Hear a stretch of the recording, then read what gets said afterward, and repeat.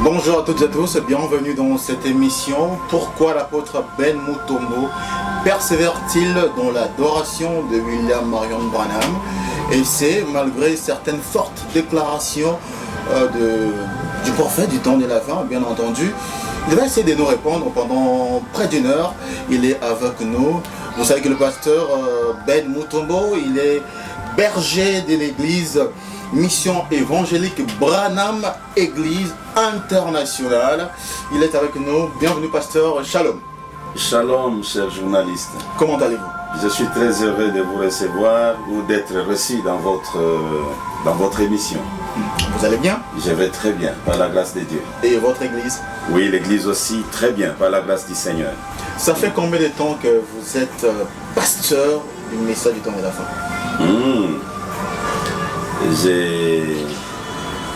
J'ai été ordonné pasteur. J'ai commencé à prêcher le message du temps de la fin en 1991 ou 92. Et j'ai été ordonné pasteur pour la première fois en 1995, le 31 août 1995. J'ai été ordonné pasteur pour la première fois. Et j'ai dit pour la première fois parce que j'ai eu à fonder plusieurs églises. Ah bon? Plusieurs églises en République démocratique du Congo, en dehors du pays, dans d'autres pays, et j'ai eu à fonder beaucoup d'églises. C'est ainsi que j'ai dit. D'où votre surnom d'ailleurs, pour ne pas vous interrompre, oui. Le missionnaire africain. Oui, c'est ainsi qu'on m'appelle le missionnaire africain. Quelqu'un me disait, mais pourquoi vous ne voulez pas être les missionnaires mondiaux? J'ai dit non, le prophète a dit les missionnaires viendront d'Afrique, donc je suis un Africain. C'est référent au prophète. Oui, c'est surtout ça. Alors, vous avez dit aujourd'hui, ça fait exactement, on peut dire 30 ans que 30 ans que je prêche le message du temps de la fin. Qui vous a influencé dans ces messages, ou qui est votre modèle ou votre évêque? Le modèle, c'est William Branham. En tout cas, c'est lui que je prends. C'est lui qui est mon idole, que j'essaie d'imiter. Même ma façon de parler, j'essaie d'imiter. Ma façon d'apporter l'évangile, j'essaie d'imiter. C'est William Marion Branham. C'est pas Jésus-Christ. Ah non, Jésus-Christ n'a pas apporté le message du temps de la fin. Il ne connaissait même pas le 7e sceau. Il ne connaissait pas les 7 tonnerres. Mais moi, j'ai le message des 7 tonnerres. J'ai le message du 7e sceau, la chose que Jésus ne connaissait pas. Alors il va m'influencer en quoi? Dans une histoire dont il est ignorant. Et pendant 30 ans de votre carrière pastorale, oui. Vous ne prêchez que William Branham. Le message du temps de la fin, selon le prophète Branham, c'est quoi au juste? Je peux lire directement. Allez-y, révérend. Vous allez m'aider, donnez-moi 122 là. Oui, c'est à côté de... Oui, directement. Ok. Merci beaucoup. Vous allez m'aider, c'est un petit travail que vous allez faire ensemble. Il n'y a pas de problème. Nous aimons qu'on nous lise William Branham. Je suis dans le 4e sceau, le paragraphe 378. Aussi, Apocalypse 10, pour montrer que le message du 7e ange, ce sera une personne en ce dernier jour qui sera ointe de Dieu pour remplir un ministère tout à fait semblable à celui de lui le prophète, comme prédit dans Malachie 4. Donc voici, je vous enverrai les prophètes. Le message du temps de la fin, c'est une personne. C'est pourquoi Branham ajoute... Comme il est dit, entre le message et le messager. C'est ça, ouais. Oui, non, ramenez la main à gauche, comme ça. Ça, les suivants là. Ça. Voilà.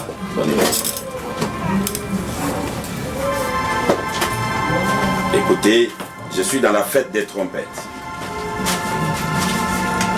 Voilà ce qui fait que je ne fais que prêcher Branham.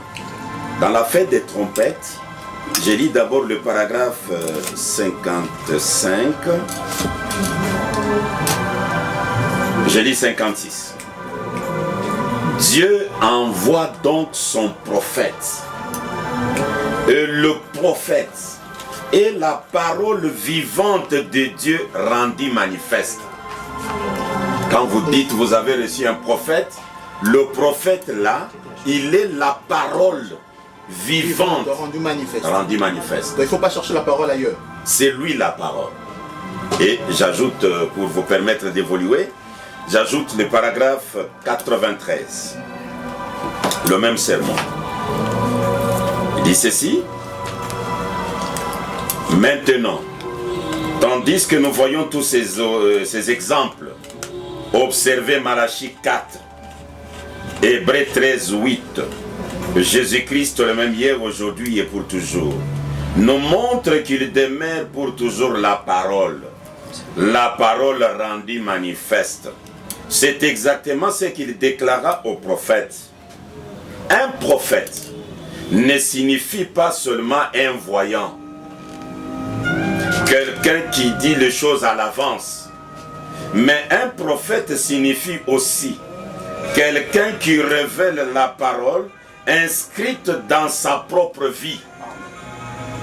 Ses œuvres même révèlent et authentifient la parole de ce jour, comme Noé construisant l'arche, ou Moïse descendant là-bas en Égypte. Un prophète est la parole promise pour cette terre. Donc quand on dit j'ai reçu le message, j'ai reçu la parole de l'heure, c'est recevoir un homme. C'est lui que vous appelez prophète là. C'est lui la parole que nous avons reçue. Quand on dit on prêche la parole, on prêche Branham. On prêche la biographie de Branham. Il ne faut pas chercher la parole ailleurs. La parole, vous ne pouvez pas aller la chercher. Oh, ça y est, dans la Bible. Même dans la Bible, là, ce que vous appelez parole là, c'est la biographie des prophètes. Ce sont des biographies des prophètes. L'histoire de David, l'histoire de Saül, l'histoire d'Abraham et tant d'autres, Job. Comment David a vécu, tout ça, c'est la parole. Quand nous voulons lire ça, nous disons, mettons-nous debout, nous allons lire la parole. La vie des gens. La vie de personnes humaines. Et pourtant, aujourd'hui, c'est lui que nous avons reçu, si vous pouvez me le permettre encore. C'est juste derrière votre chaise, 116 comme ça. Oui, voilà. Et pourtant, c'est lui que nous avons reçu aujourd'hui. Ah, Orman, ça commence bien. Orman Bola, je suis très content. Le plaisir est partagé. Et je sens que c'est bon. Merci. Je suis dans l'exposé de cet âge de l'Église. Okay. Écoutez comment le prophète Branham déclare. Je lis juste une partie. Chacun sait, connaissant, c'est la page 321. Okay. Chacun sait, connaissant les comportements humains, que quand beaucoup de gens embrassent une même doctrine importante, on trouvera quand même toujours des divergences de vie sur des points secondaires de cette doctrine. Qui donc aura le pouvoir d'infaillibilité qui doit être rétabli dans ce dernier âge? Il y a un pouvoir d'infaillibilité qui doit être rétabli dans ce dernier âge, mais il y a quelqu'un qui doit être infaillible. Puisque ce dernier âge manifestera de nouveau l'épouse de la pure parole, cela signifie que nous aurons de nouveau la parole comme elle a été donnée, parfaitement et comprise, parfaitement à l'époque de Paul. Je vais vous dire qui l'aura. La personne qui aura cela. Le pouvoir d'infaillibilité. Okay. Ce sera un prophète qui sera confirmé aussi totalement, ou même plus encore, que tous les autres prophètes de tous les âges, d'Enoch à nos jours. Parce que cet homme aura nécessairement le ministère prophétique de la pierre de fête. Et c'est Dieu qui manifestera qui il est. Il n'aura pas besoin de témoigner de lui-même. C'est Dieu qui témoignera de lui par la voix du signe. Amen. Comment un homme peut-il avoir le pouvoir d'infaillibilité? Branham. Et c'est là où ça dépasse les gens quand ils me voient continuer à adorer Branham. Mais une personne avec le pouvoir d'infaillibilité, mais il est Dieu. Ça ne peut pas être un homme ordinaire. Mais quelqu'un qui ne peut pas faillir. Nous y reviendrons, pasteur, parce que nous en parlons. Mais comment expliquer, parce que vous avez plus de 30 ans quasiment dans le message, dans le vin. On peut dire que vous êtes parmi les anciens de ces messages. Ça, c'est incontestable, moi, je peux le dire. Oui, je dois être Après compté parmi les anciens qui viennent après les anciens. Vous faites partie des Parce anciens que qui viennent après les anciens. Je respecte le pasteur Vibidila, Mwana Manyanga, je respecte... ils sont nombreux, qui sont des anciens qui ont vu jour avant nous. Et nous sommes venus après eux. 30 ans dans le ministère, pendant toutes ces 30 années, oui. Qui vous a convaincu? Avez-vous commencé directement dans l'adoration de William Branham ou c'était après? Si tel est le cas, alors qui vous a convaincu après dans l'adoration de William Branham? Une très belle question. Une très belle question. Je suis en train de sentir que peut-être l'émission ici ne sera pas la dernière. Merci, pasteur. Parce que vous avez une profondeur qui peut aider aussi certaines personnes à comprendre certaines choses, exact. Là où il se pose beaucoup de questions. C'est une question fondamentale. Effectivement. A-t-il commencé avec l'adoration de William Branham ou il a commencé quelque part? J'ai été invité au message du temps de la fin par mon oncle maternel. C'était en 87. En 1987. Mon oncle qui prie actuellement chez Pasteur Barouti. Il m'a invité, c'était en Bujumaï, que j'aille écouter le message. Dieu nous a visités, un prophète est venu, il nous a apporté le message du temps de la fin. J'ai dit bon, je vais y aller. C'était ma première fois d'arriver à l'endroit où les brochures de Branham sont liées. J'arrive et le premier prédicateur que j'ai écouté, c'était le pasteur Richard Dioka, que je respecte beaucoup. C'est lui qui était du haut de la chair. Et son sermon était « Aujourd'hui cette écriture est accomplie ». Le premier sermon que j'ai écouté dans le message et le premier prédicateur que j'ai écouté, du haut de la chair, de l'église Tabernacle de Mboujema. Un profond message. Le pasteur prêche, il va montrer comment Jésus est entré dans les temples. Les sacrificateurs lui ont remis le rouleau. En lisant, il a déclaré aujourd'hui cette écriture est accomplie. Les prédicateurs évoluent pour dire en ce temps de la fin. Frère Branham était dans une église, dans une convention. Sa femme lui avait acheté une nouvelle Bible. Il cherchait le verset et les chapitres qu'il devait lire. Pendant qu'il cherchait, un prêtre catholique est venu avec sa Bible, déjà ouverte, à l'endroit que Frère Branham cherchait. Il lui a donné. Et quand Frère Branham a lu cela, il a dit, aujourd'hui cette écriture est accomplie. J'ai vu le frère monter sur le banc, jubilé. Et moi j'étais là, je me posais des questions. Vous n'avez pas jubilé? Je n'ai pas jubilé. Ça m'a dépassé. À la sortie, une équipe de frères en train de jubiler, en train de partager. Moi j'étais calme. On marchait avec eux. Et c'est l'oncle qui se tourne vers moi. Il me dit, mais est-ce que tu as écouté la parole? J'ai dit oui, j'ai écouté. Ça ne t'a pas marqué? J'ai dit j'ai une question. Il me demande quelle est ta question? Tout le monde écoutait. J'ai posé, la première question que j'ai posée dans le message, c'était qui est William Marion Branham? C'est votre première question. C'est ma première question posée. Pour connaître la personne de William Branham. Après avoir écouté la démonstration des Écritures par le pasteur Dio Kansangoulouja, datant, pas celui d'aujourd'hui. Mais il est toujours le même. Oui, il est le même. Ok. Mais il n'est pas le même. Ah bon? On y reviendra. Il n'y a que Dieu qui ne change pas. Donc lui, il a changé. Et voilà. Ok. Alors je demande qui est William Branham. Mon oncle me répond rapidement. C'est le prophète de Dieu. C'est le messager du temps de la fin. Moi, je lui pose la question. Branham et Jésus, la relation est comment? Une relation entre les deux? Oui. Il me dit, Jésus est notre Dieu, Branham est son prophète. Moi, je dis, mais Celui qui a prêché autrement que ce que vous dites. Ah bon? Premier jour dans le message. Mon oncle est là, il adore ce pasteur Barouti. S'il me suit cette émission, il va se rappeler. Donc la compréhension n'était pas la même. J'ai dit, entre ce que vous avez compris ou le entendu. prédicateur qui vous a prêché aujourd'hui et ce que vous me répondez, c'est totalement l'Est et l'Ouest. Ils m'ont demandé, comment ça? J'ai dit non, le prédicateur a dit que Branham, c'est lui Jésus. Ah bon? Ils ont dit, oh, comment toi tu as compris comme ça? Moi je dis, il a dit hier, Jésus est entré dans les temples, on lui a donné les rouleaux. Aujourd'hui, Branham entre dans les temples, on lui donne la Bible.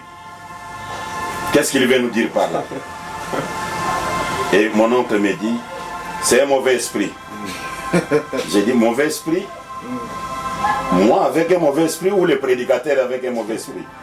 Il dit, non, c'est un mauvais esprit qui te saisit. Moi je lui dis, c'est pour te dire que je ne piétinerai plus encore dans vos messages ici, parce que vous adorez un homme. J'ai quitté le message. Ah bon? Je vous dis. Ça c'est une révélation, en tout cas les gens qui vont suivre cette émission, ils vont, j'ai quitté le message. découvrir des choses. Et 7 mois plus tard, c'est mon beau-frère qui vient m'inviter maintenant.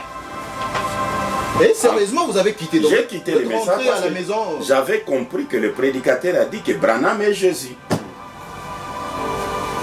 Et ça vous a découragé? Ça m'a découragé. À l'époque. Quand les gens aujourd'hui me trouvent comme si j'étais né adorant Branham. Non, c'est pas ça. C'est la parole qui m'a convaincu. J'étais comme Paul. J'ai combattu cela. J'ai abandonné le message. Et mon beau-frère est venu aussi m'inviter. Et là, je vais trouver le pasteur Élisée Badiambouchi, qui est déjà parti de l'autre côté, des restes mémoire. Je l'ai trouvé du haut de la chaise. Un voyage combattant, ouais. Il parlait sur étroiter la porte, resserrer les chemins. Les temps de l'autre, comment le feu descendit et tout ça, ça touchait mon cœur. J'ai dit, oh, ils ont de bonnes choses. J'ai pris mon baptême au nom du Seigneur Jésus-Christ. Vous avez été baptisé au nom du Seigneur Jésus-Christ? Dans le baptistère de tabernacle de Mboujima. Je peux retrouver la photo. Ah bon? J'étais trop jeune. Si vous voyez la photo, vous allez croire que c'est mon fils Simon, les lancers là. Nous aurons besoin de cette photo, pasteur. Oui, je peux retrouver ça. J'ai été baptisé. Ça, c'était en quelle année? C'est en 87, à la fin. Ok. À la fin. 87 à la fin ou 88 au début. Je pris mon baptême au nom du Seigneur Jésus-Christ. Pasteur Vibidila me connaît bien. Un croyant fidèle, respectant tous les principes de la parole. Et lui m'appelait toujours un homme en costume. C'est comme ça qu'il m'appelait. Jusqu'à ce que pendant qu'eux prêchaient, moi je lisais. Ils prêchaient, je lisais. En lisant, j'ai dit non, Branham est dit. Amen. Je suis rentré à ma première vision du premier jour. J'ai pris mes brochures, je suis allé chez Pasteur Vibidila. Je suis arrivé chez lui à 17h.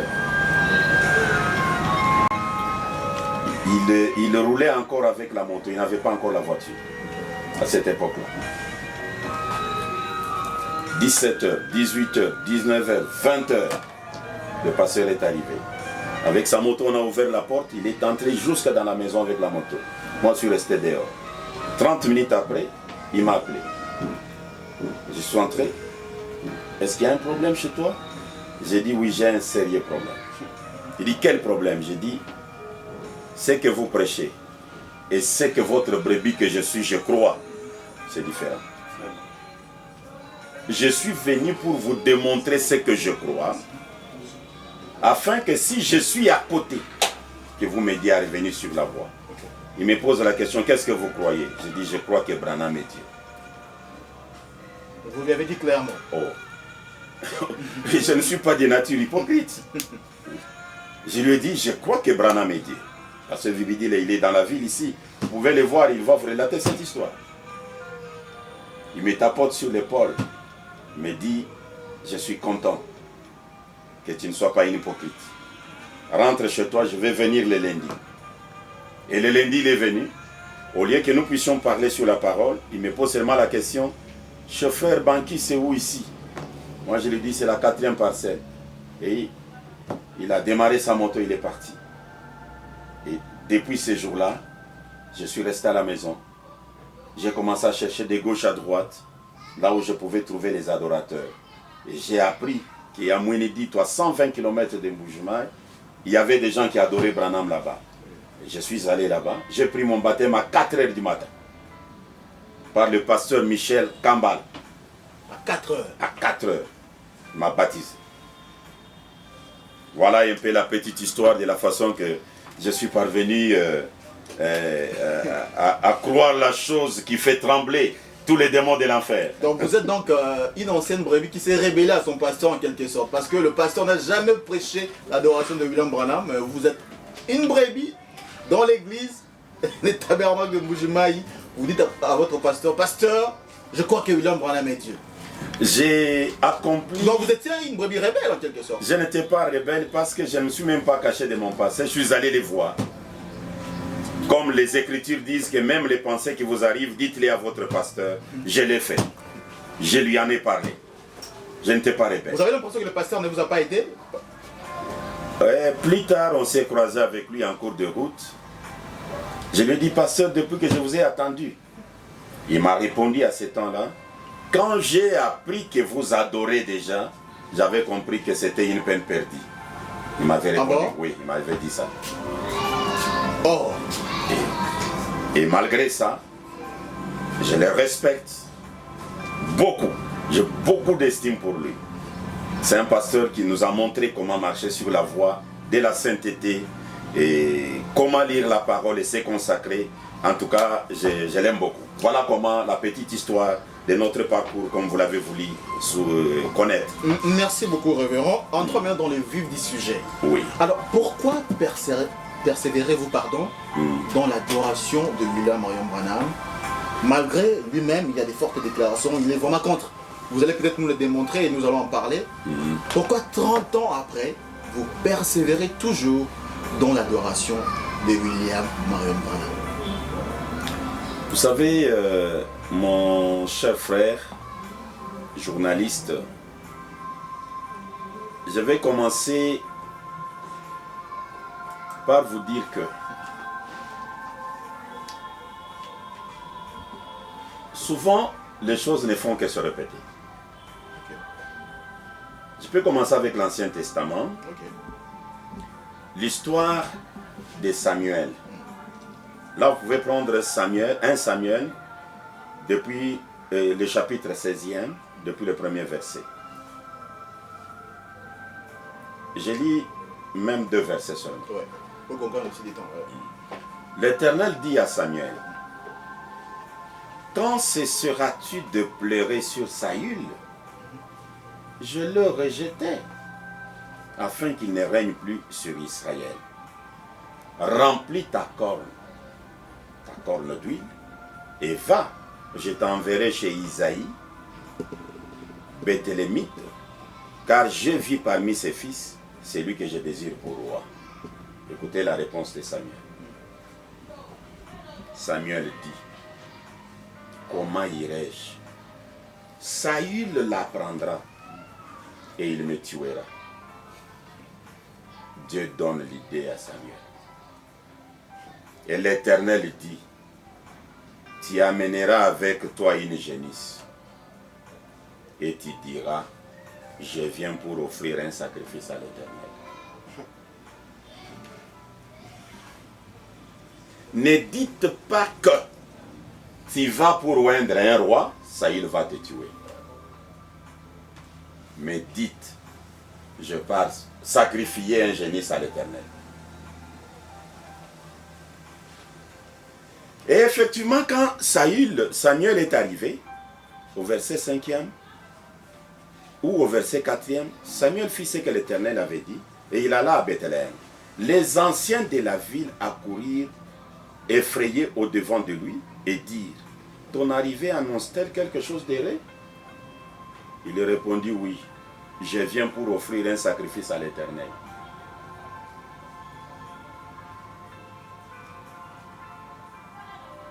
la génération actuelle dira, Samuel a menti. Comme la génération actuelle a toujours dit, Branham a dit, ne dites pas que je suis là, mais dites que je suis sorti.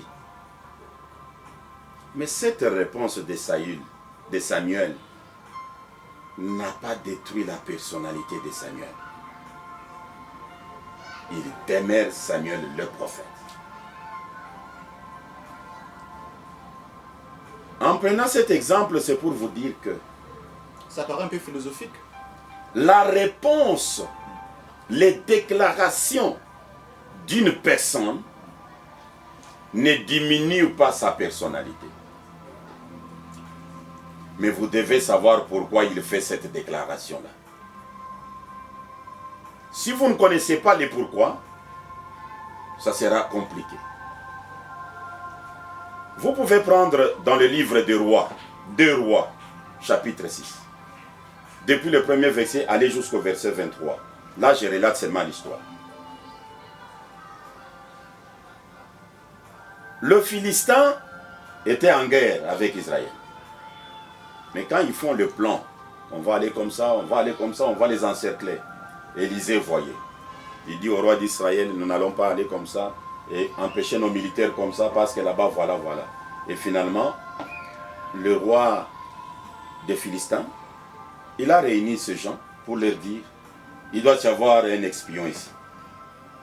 Un homme sage du milieu d'eux, il a dit, non, il n'y a pas d'espion ici. En Israël, il y a un homme. Même dans ta chambre, il te voit. Il s'appelle Élisée. Le roi a décidé, on doit l'arrêter. Ils sont venus, nombreux. Vous connaissez l'histoire. Quand ils sont arrivés, Élisée leur pose la question. Qui cherchez-vous? Et ils ont répondu à Élisée, nous cherchons Élisée. Il a dit, suivez-moi, je vais vous montrer là où il est. Ils étaient en train de suivre Élisée derrière, en train de dire, ce messager ici nous conduit vers Élisée. Mais ils ne savaient pas que celui qu'ils appelaient messager, c'était lui Élisée. Ça dépend de ce que les gens sont venus chercher dans le message. Mais où est-ce qu'Élisée les a conduits? À la nourriture. Ils se sont retrouvés encerclés par les militaires d'Israël. Et les militaires voulaient les attaquer, Élisée a dit, mais vous n'avez rien fait pour les amener ici. Donnez-leur d'abord à manger. On leur donne à manger. Vous pouvez retourner. Chacun est venu chercher quelque chose dans le message, il les trouvera.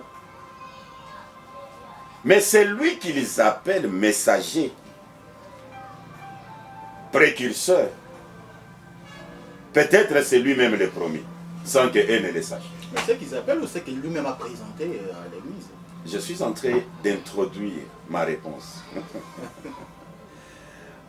Je peux prendre maintenant, après l'histoire des Syriens, je prends Jean-Baptiste. Écoutez la question qu'on pose à Jean-Baptiste. Du précurseur de la première venue. De la première venue. Jean 1, 19 jusqu'à 26. Je peux lire même du verset 19 jusqu'au verset 21. Voici les témoignages de Jean. Lorsque les Juifs envoyèrent de Jérusalem des sacrificateurs et des Lévites pour lui demander, toi qui es-tu? Il déclara, il n'y a point. Il déclara qu'il n'était pas le Christ. Il lui demandait, quoi donc? Es-tu Élie? Il dit, je ne le suis point. Jean dit qu'il n'était pas Élie. Cette réponse n'a pas fait de Jean moins d'Élie. Il était Élie de Malachie-3. Et il est resté. Mais il a dit, je ne suis pas Élie. Ils ont dit, bon, comme tu n'es pas Élie, es-tu le prophète? Il a répondu non. Et qui a cessé d'appeler Jean prophète? La réponse n'a pas diminué la personnalité des gens. Au contraire, Jésus est venu dire, de tous ceux qui sont nés de la femme, Jean les dépasse tous.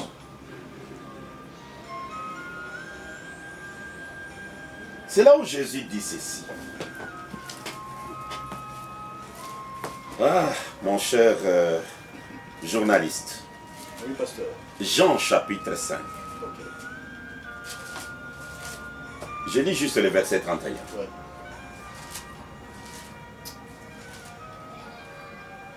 Si c'est moi qui rends témoignage de moi-même, mon témoignage n'est pas vrai. C'est Jésus qui parle. Si c'est moi qui rends témoignage de moi-même, Non, vous ne pouvez pas rendre votre propre témoignage. mon témoignage est faux. Comme William Branham ne pouvait pas dire... Comme j'ai écouté un prédicateur qui dit, j'ai double portion, j'ai la double portion de Branham. Il faudrait que nous autres, qu'on remarque, qu'on commence à dire, il a double portion. C'est pas lui-même de s'auto-proclamer en quelque sorte, ayant la double portion. Maintenant, je vais lire les prophètes. Ok.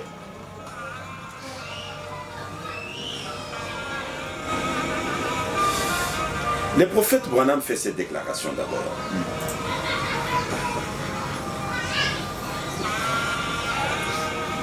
Dons appropriés.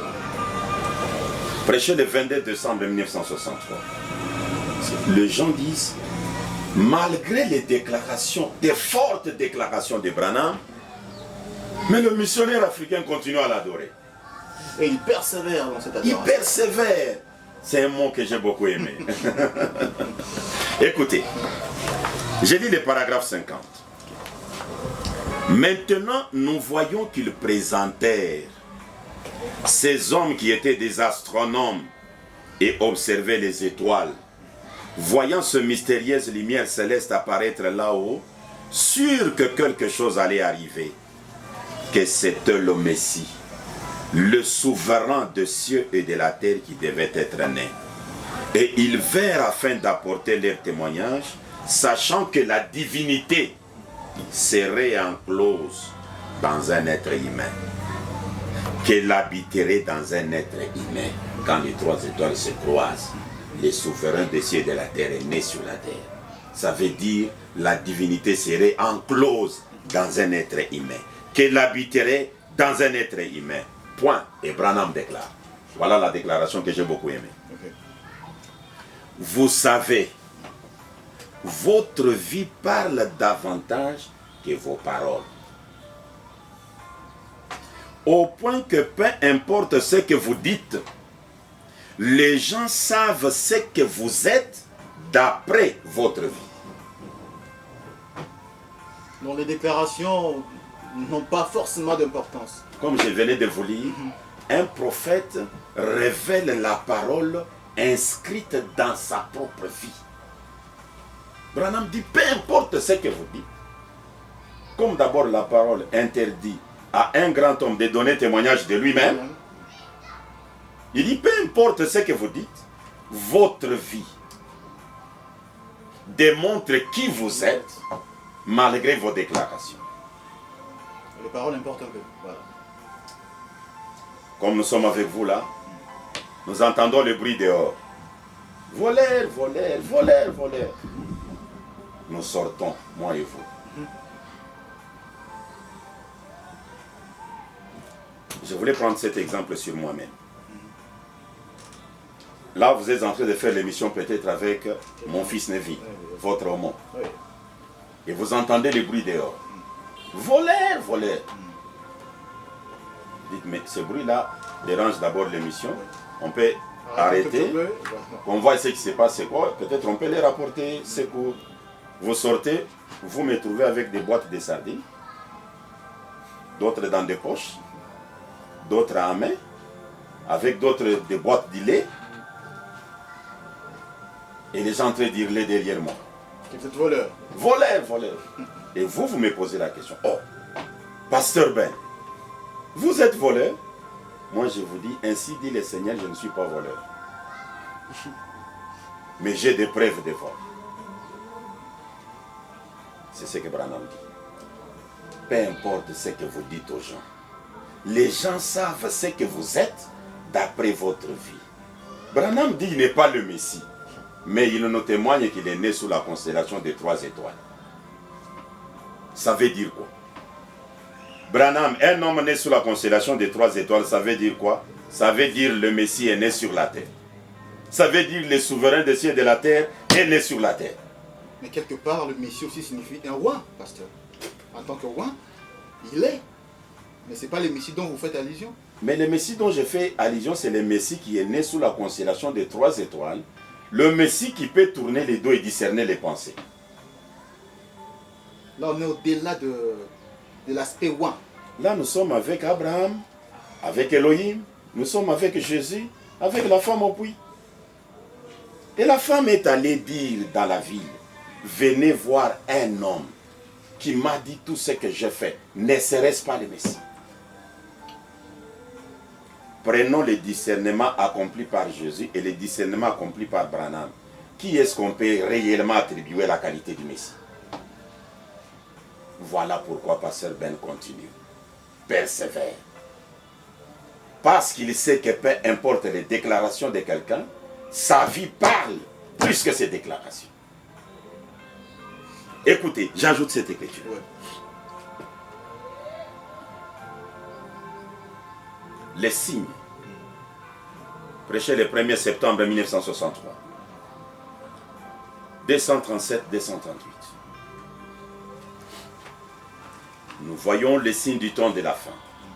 Le Saint-Esprit revenu sur les gens. Ce qui est arrivé du temps de Lot, où le Saint-Esprit avait œuvré au travers de cette chair humaine là-bas, Dieu manifesté dans la chair, Dieu en ce jour se ferait homme dans son église. Dieu en ce jour se ferait homme dans son épouse et montrerait les mêmes signes. Jésus a dit qu'il en serait de même dans les derniers jours. Nous le voyons. Nous voyons la même colonne de feu. La science elle-même en a pris des photographies, ainsi de suite. Nous voyons les signes du temps de la fin proche. Nous savons que nous y sommes. Et donc, en voyant ceci, si vous me croyez, Frère Branham tape sur la chair. Si vous ne me croyez pas, croyez les signes, croyez la parole, car il y témoigne de ce que je vous dis. Si je ne vous disais pas la vérité, il n'en témoignerait pas. Dieu ne témoignera jamais des mensonges. Dieu témoigne de la vérité.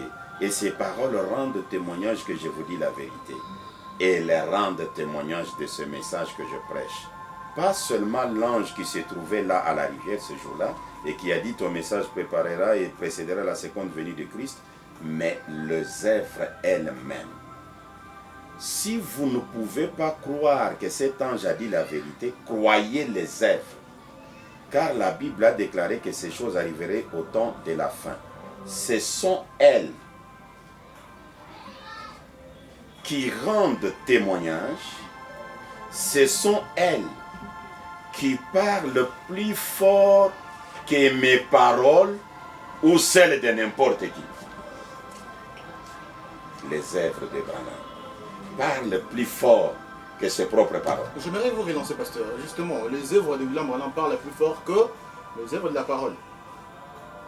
Que ses propres déclarations. Oui, les œuvres de ses paroles, de ce qui sort de sa bouche. Vous voyez la colonne de feu sur la tête d'un homme. Oui. Si Jean ressuscitait, mon frère Orman, et comme il était d'une nature un peu colérique, je ne sais pas, il va traiter les gens de quelle sémence. Hier, il les a traités de sémences de vipères.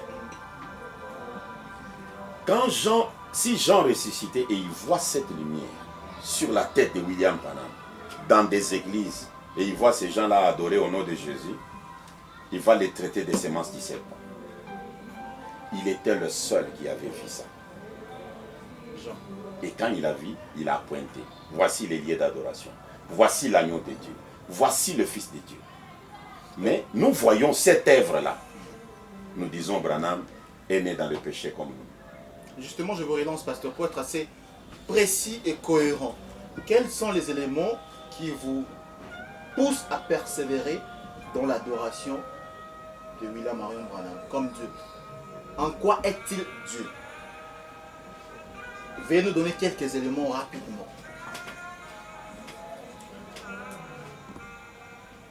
Regarde cette écriture, promesse de Jésus.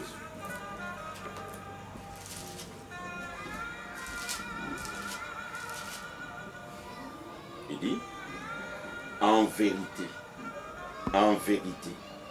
je vous le dis, celui qui croit en moi fera aussi les œuvres que je fais, et il en fera de plus grandes parce que je m'en vais au Père. Tu vois cette écriture? Divinise Branham.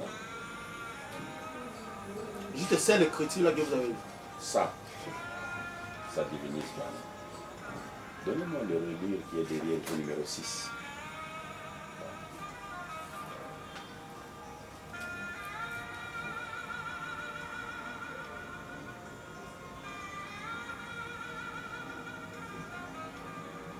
Juste cette écriture.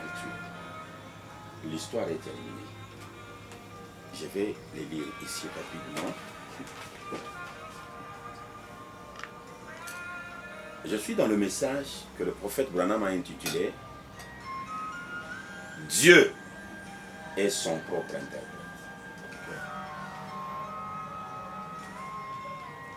Je vais lire juste le paragraphe 59.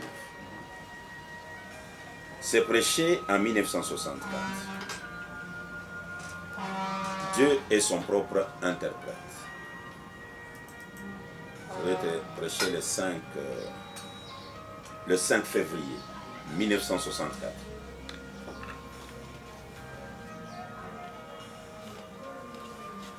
Eh bien, Branham interprète ça.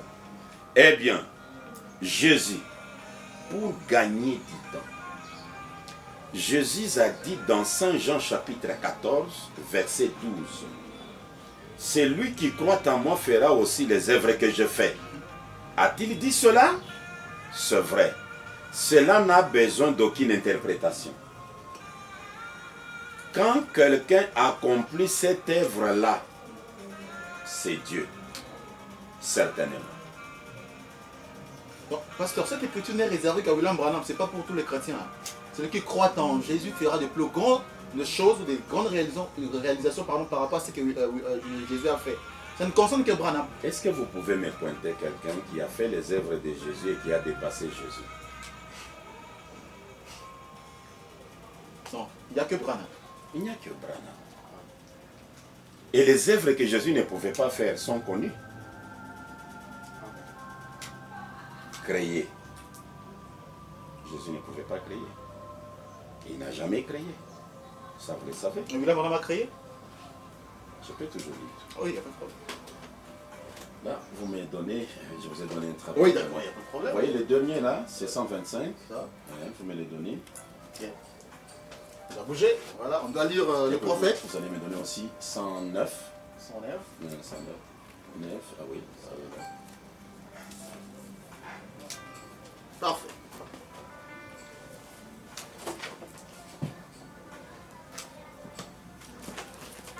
Je commence ici.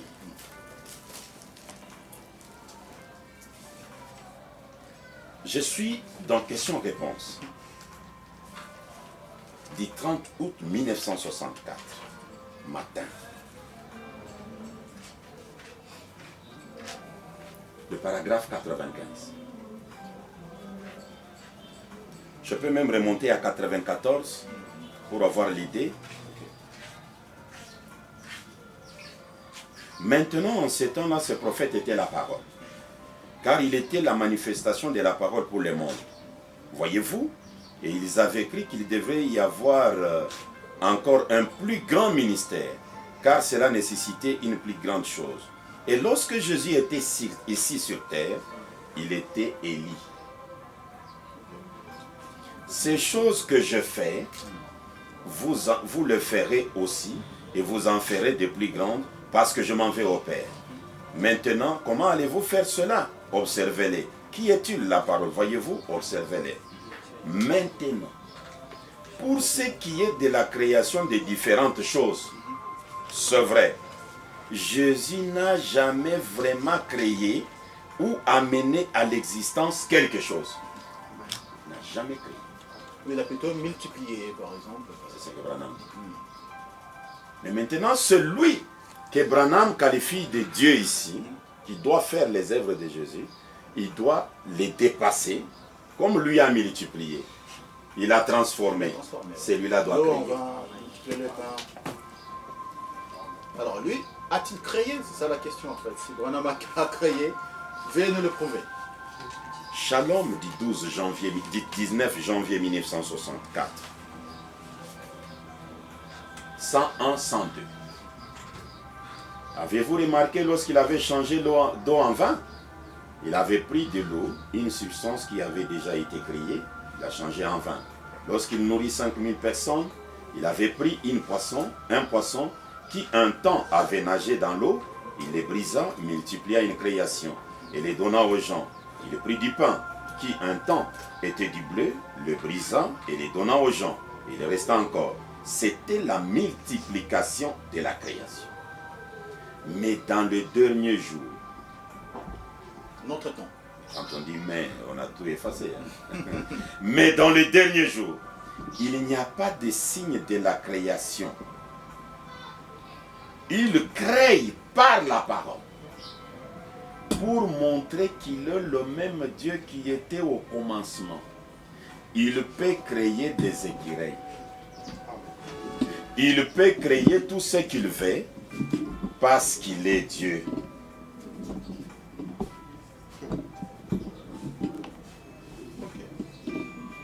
Je pense que votre question est de savoir qui a créé réellement. C'est quand on dit il. Peut-être vous pouvez dire il là, c'est. Oui. Donnez-moi, ça doit être 90. C'est ça.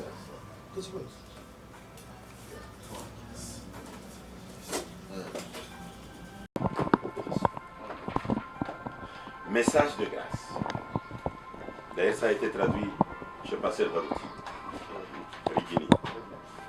Écoutez ce qu'il dit.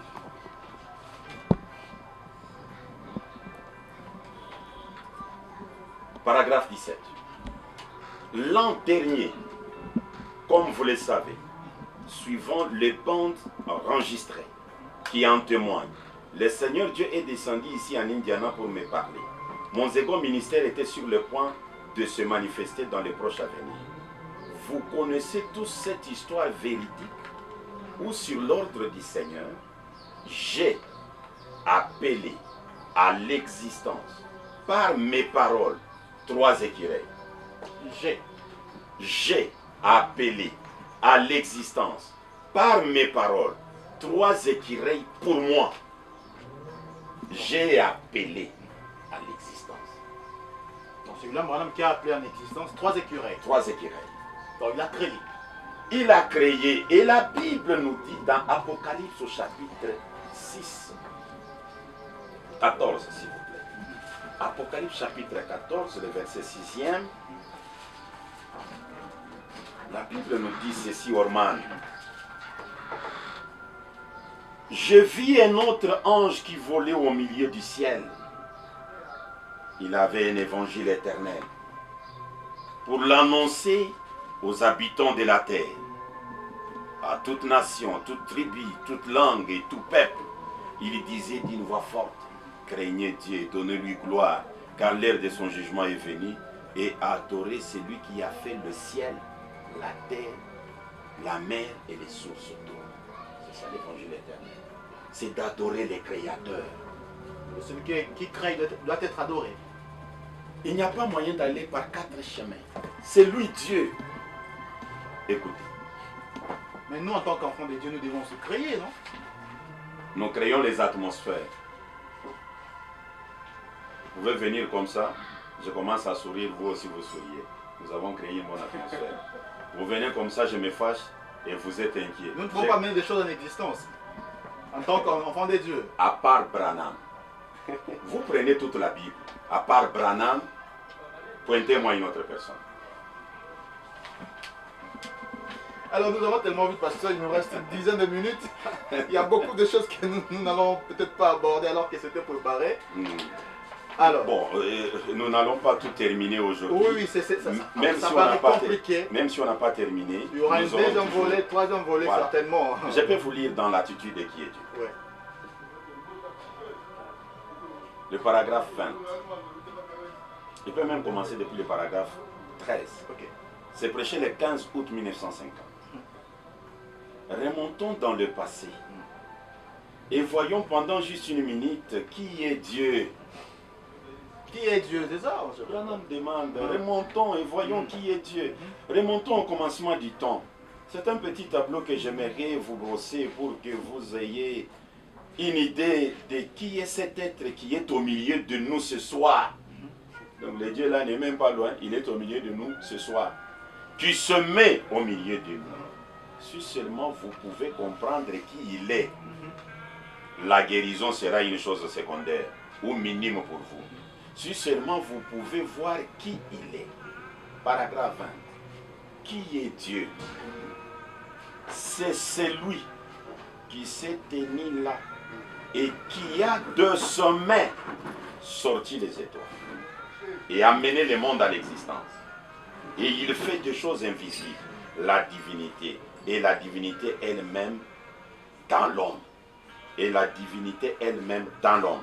Le Créateur qui a créé le ciel et la terre habite dans les hommes. 21. Eh bien, il n'est pas étonnant que vous les estropiez.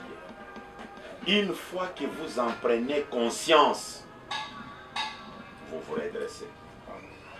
Le Créateur est ici. Le Créateur est ici. Le Créateur est ici.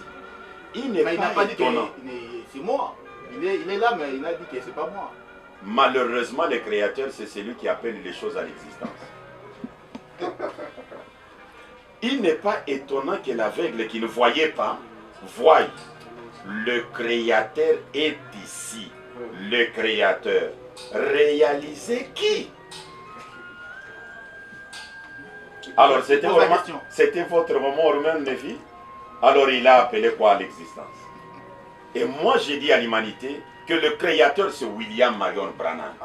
Il fait comme ça, de ses doigts, que l'écureuil soit, et l'écureuil apparaît. Ça, Jésus ne l'a pas fait.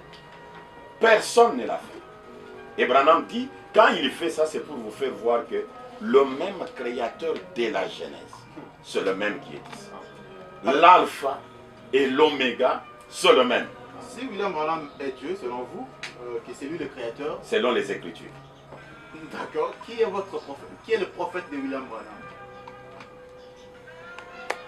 Une très belle question. Oui. Donc là, vous vous référez à Moïse, Exode chapitre 7. Également, Je t'ai fait Dieu et Aaron, ton frère, sera ton prophète. Et Jésus a été fait Dieu. Même Pierre l'a dit. Dieu a fait Seigneur et Christ, c'est Jésus que vous avez crucifié. Parce que vous vous souvenez. Son prophète, c'était qui? Non, c'est à vous de répondre. Voilà. C'est pour vous dire que Dieu n'est pas à tel ou à tel. Branham. Le problème avec Branham est que Branham, il est lui-même Dieu. Il est lui-même le messager. Il est lui-même le prophète. Dieu devait devenir un prophète. Il joue combien de rôles finalement? Il est... Je ne sais pas, c'est à vous que j'avais lu une écriture où il dit il a été annoncé tout au long de l'écriture. Il est élu. Il est élu. C'est lui de tout en tout. Mais il a les pouvoirs d'infaillibilité. Il ne doit être que ça. Mais il est Moïse, il est Josué. Mais pasteur, quand il est en train de baptiser quelqu'un en 33, si je ne m'abuse, et qu'il y a une voix qui sort pour dire de la même manière que j'en suis envoyé pour préparer ma première venue. Toi, je t'envoie, ça vous le savez. Toi, je t'envoie pour préparer ma seconde venue. Vous savez ce que je suis en train de rire ici? J'ai un petit livre ici, même après l'émission, je vais la chercher pour vous. Les témoignages de la sœur Meda. Qui parlait pendant ce C'est ce que je suis en train de te répondre. Les témoignages de la sœur Meda. Sœur Meda avait 12 ans ces jours-là. Tout le monde a entendu le tonnerre. D'autres ont vu la lumière. Mais il n'y avait que 2 personnes qui ont entendu le message. C'était William Branham et Meda. Là, William Branham... Pendant ce service de baptême. Pendant les services de baptême. Mais Meda rend témoignage. J'ai ces témoignages-là avec moi. Meda dit, la voix qui avait parlé ces jours-là, c'est votre voix, William Branham. Ah, c'est William Branham qui avait parlé. C'est William Branham qui parlait à William Branham. Non, c'est son épouse qui lui dit, la voix que j'avais entendue, c'était la vôtre. C'est votre voix, Branham. Mais... Et ce n'est même pas loin des Écritures. Si vous prenez pourquoi je suis contre les religions organisées. Ah, ça je dois lire, hein. Ok. Ça je dois lire, ça doit être... Donnez-moi un peu 163 là. Je fasse grâce que ce soit ça. Pourquoi je suis contre les religions organisées. William Branham parle du prophète du temps de la fin. Écoutez comment ce prophète... ce prophète est terrible.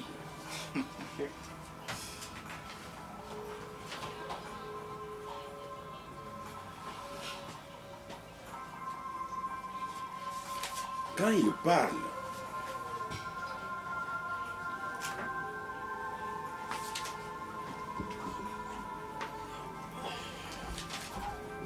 je suis là.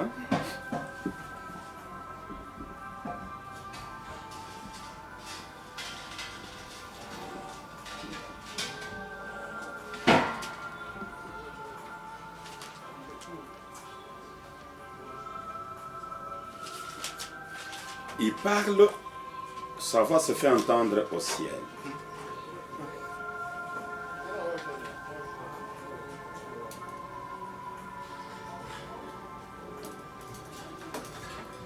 Paragraphe 206. Remarquez cet ange est le dernier messager avant la venue de Christ. Là, nous le connaissons. C'est Branham. Dans Apocalypse chapitre 19, la voix du messager. Si nous remarquons bien, quand il fait retentir sa voix sur la terre, cette voix fait aussi l'écho au ciel.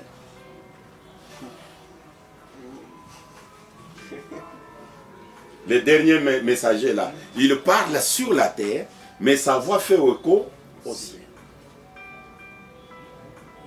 Mais lui, quand il baptisait, il ne parlait pas, le pasteur. Mais il a parlé. On a entendu la voix, lui, sa bouche n'est... Il a parlé. Branham est l'homme double. Donc la voix qui est sortie lors du service de baptême. Je vais donner mon... J'avais la biographie ici de William Branham. Ça peut être derrière vous là. Oui, ça y est là, ça, au-dessus. Ça. Voilà. Donnez-moi. Regarde Branham. Parce que vous avez dit, c'est lui qui baptisait, il n'a pas parlé. Ah, mais regarde. Ces choses, je les aime beaucoup.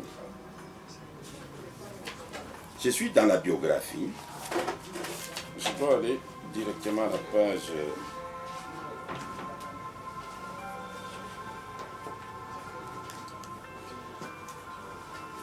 Je peux lire d'abord la page 55. Hein? À la page 55e. Oui. Écoutez. William Branham va pour aller prier pour quelqu'un.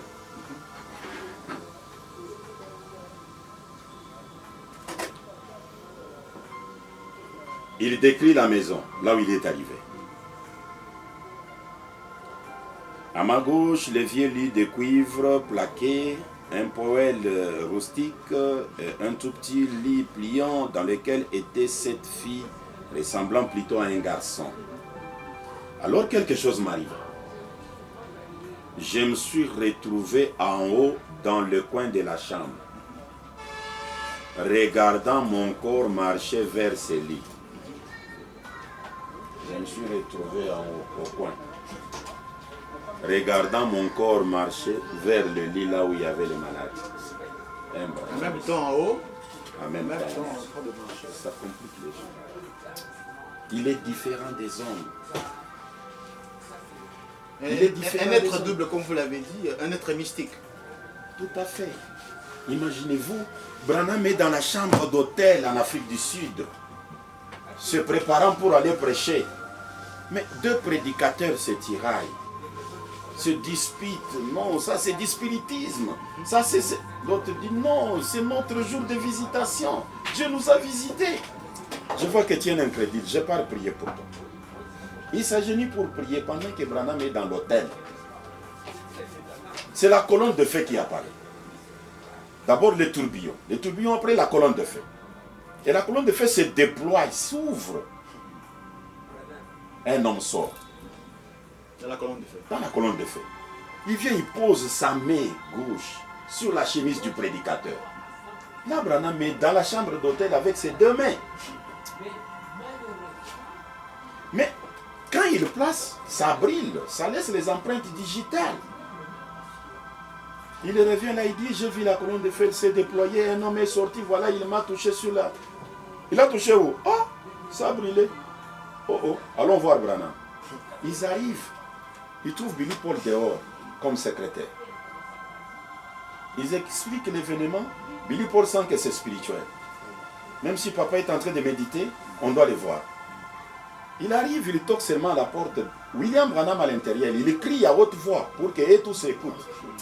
Paul, viens et amène la chemise. Je suis au courant.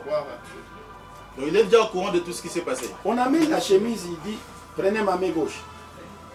On a mis les empreintes digitales. Ça, vous le savez, chers journalistes, qu'il n'y a pas deux personnes dans le monde avec les mêmes empreintes digitales. Mais à la grande surprise, l'ange du Seigneur, Dieu lui-même qui marche dans la colonne de feu, il a les mêmes empreintes digitales que Branham. Comment je ne peux pas persévérer à l'adorer? Pasteur, nous sommes arrivés à la fin. C'est grave. Donc, nous sommes arrivés à la fin. Il y a beaucoup de questions que je n'ai pas pu vous poser faute de temps. Oui. Nous allons certainement dans les tout prochains jours tourner une nouvelle émission. Je peux appeler épisode 2 sur la même question, voire même l'épisode 3 si on n'arrivait pas à épuiser toutes les questions. Mais la toute dernière question, pasteur. Oui. Alors, que diriez-vous de 1 Jean 5, 20 à 21? 1 Jean 5, 20 à 21. Je lis rapidement. Lisez. Nous savons aussi que le Fils de Dieu est venu et qu'il nous a donné l'intelligence pour connaître les véritables. Et nous sommes dans le véritable en son Fils Jésus-Christ. C'est lui qui est le Dieu véritable et la vie éternelle. Petits enfants, gardez-vous des idoles. Jésus-Christ qui est le Dieu véritable. Il y a même une mise en garde. Petits enfants, gardez-vous des idoles. Ça, c'est la Bible. Comment interprétez-vous cela? Vous savez, chers journalistes, ce jeune garçon Jean, je l'admire. Jeune garçon Jean. Oui. Je l'admire. Et des fois, j'ai des soucis pour les soi-disant croyants du temps de la fin. Ça peut être une réponse que certains peuvent dire, mais il est allé à côté de la question. Donnez-moi 102 de Dieu. Non, Oui, pasteur, vous pouvez nous aider.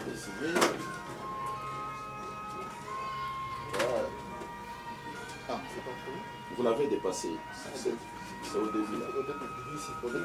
102. S'il n'est pas prêt, je vais chercher ici. D'accord. Chers journalistes, pourquoi j'ai dit ça?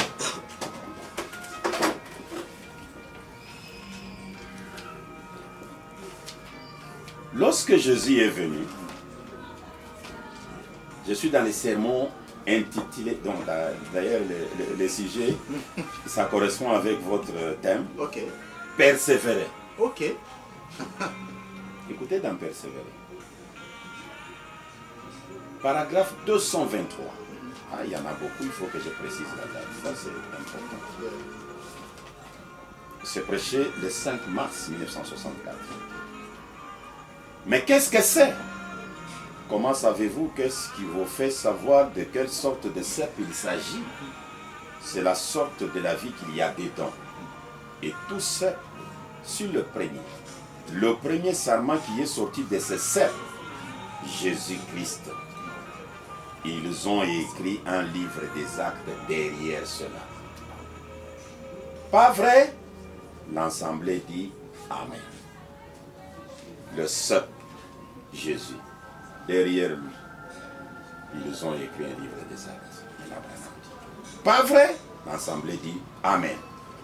Si jamais il en produit un autre, ils écriront un autre livre des actes.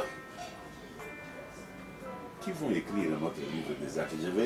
Je veux que je donne la précision. Et vous allez comprendre pourquoi je suis en train d'admirer ces garçons et de regretter.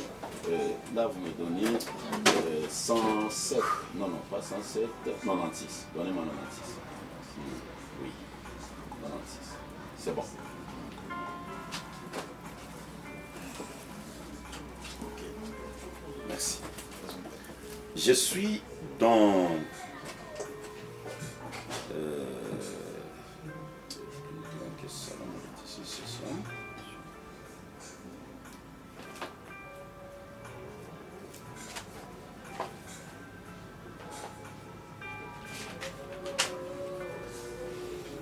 un plus grand que Salomon est ici. Ça a été prêché. J'aime toujours la précision. C'est ainsi qu'on vous surnomme le Google du message.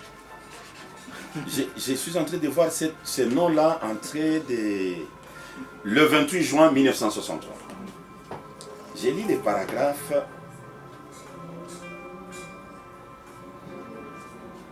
aux internautes depuis 234. Mais j'ai lu 235. Maintenant, la vie de Christ est en vous. Alors si cette première vie-là, qui sortit de cette branche-là, maintenant, il n'a point de main, sinon les vôtres et les miens. Il n'a point de voix, sinon la mienne et la vôtre. Vous voyez, la vigne ne porte pas les fruits. Et si la branche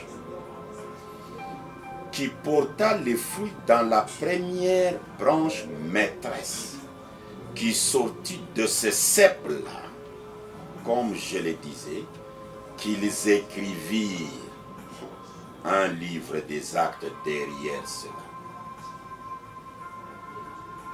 Si jamais cela produisait une autre vigne originelle, vous écririez un autre livre des actes derrière cela.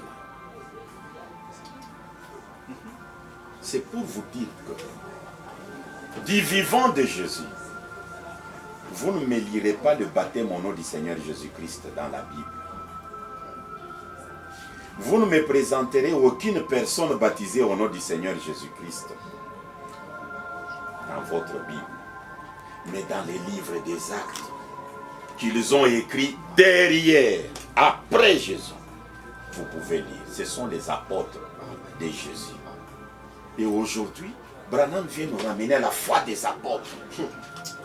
Mais nous sommes des apôtres incapables d'écrire un autre livre des actes, là où nous pouvons élever Branham. Peut-être les actes de William Branham.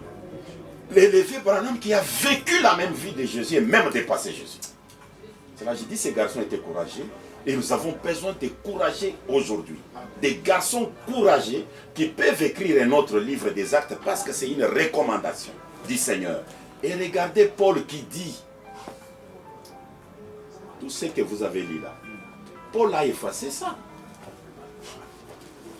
Un autre disciple de Jésus. Et vous savez, vous savez, on dit que Paul, c'est la continuité même du ministère de Jésus.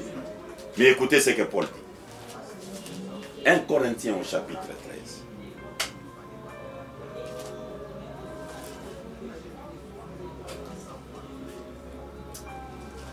Écoutez. Ah, ces choses sont bonnes. Hein? Paul dit, verset 9. Car nous connaissons en partie. Ce jeune homme ici, il connaissait les 7 tonnerres. Ça a même passé le barreau, tu vas nous répondre qu'il ne connaissait pas. Il ne connaissait pas, c'est ça. Mais Dieu doit être connu quand les tonnerres sont révélés. Lui, il a connu Dieu comment? C'est grave. Mais Paul, un apôtre que j'ai toujours aimé, il dit, nous connaissons en partie, nous prophétisons en partie. Mais quand ce qui est parfait sera venu, ce qui est partiel sera aboli. Et il va même plus loin. Il montre les partiels même en question. C'est quoi? Hein? Hébreux, chapitre 6. C'est dans la Bible. Pendant que je lis cette écriture, vous allez faire un petit exercice de me donner 75 là-bas pour que je lise même la dernière citation. Je vois que la matière, on ne peut pas l'épuiser. La matière est abondante. Hein? Paul a dit, lorsque le parfait sera venu, ce que nous, Paul, nous connaissons, sera aboli. Et il dit ceci. Chapitre 6. Hébreux chapitre 6. Depuis le premier verset. C'est pourquoi, laissant les éléments de la parole de Christ, tendons à ce qui est parfait. Laissant les éléments de la parole de Christ, tendons à ce qui est parfait. Et Branham, votre prophète, conclut. Je suis dans Hébreux chapitre 6, troisième partie.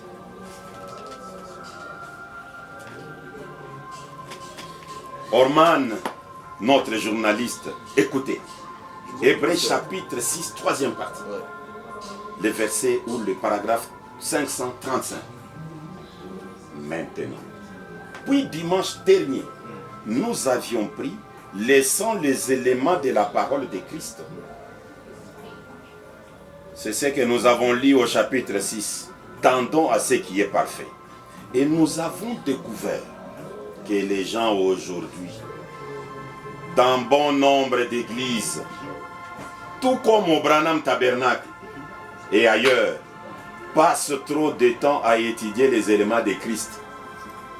Il était le fils d'Abraham, il était le fils d'une telle, et on retourne même dans les généalogies. Mais la Bible a dit, mettons ces choses de côté et tendons à ce qui est parfait. Qu'est-ce qui est parfait? Tu peux lire même ça?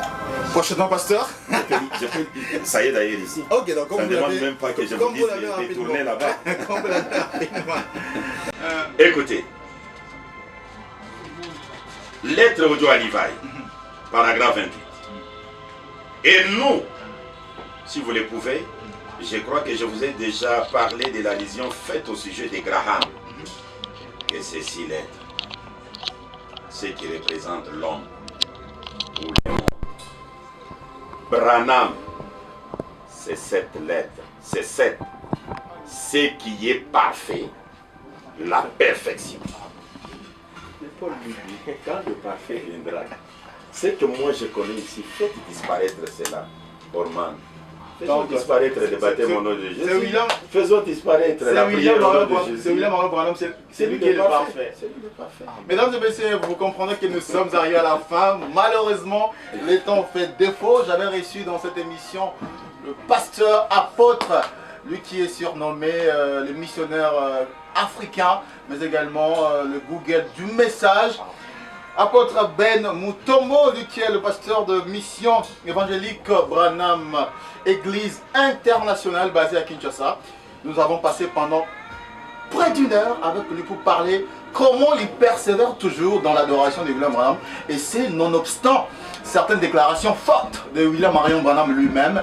Il a été, à mon humble avis, très disponible et il vous a parlé. Et s'il a été convaincant, c'est à vous de le dire à travers les commentaires. Quant à nous, nous vous disons merci et on se retrouve prochainement pour encore une fois puiser dans les Écritures et lui poser certaines questions que nous n'avons pu poser, nous n'avons pas pu poser lors de cette émission, faute de temps. Il y a encore plein d'autres questions, notamment liées à l'exclusivité de l'adoration au nom de Jésus-Christ, comme William Branham l'a dit. Il va nous le répondre tout prochainement d'ailleurs, dans un prochain avenir. Merci d'avoir été les nôtres et à très bientôt. Shalom chez vous.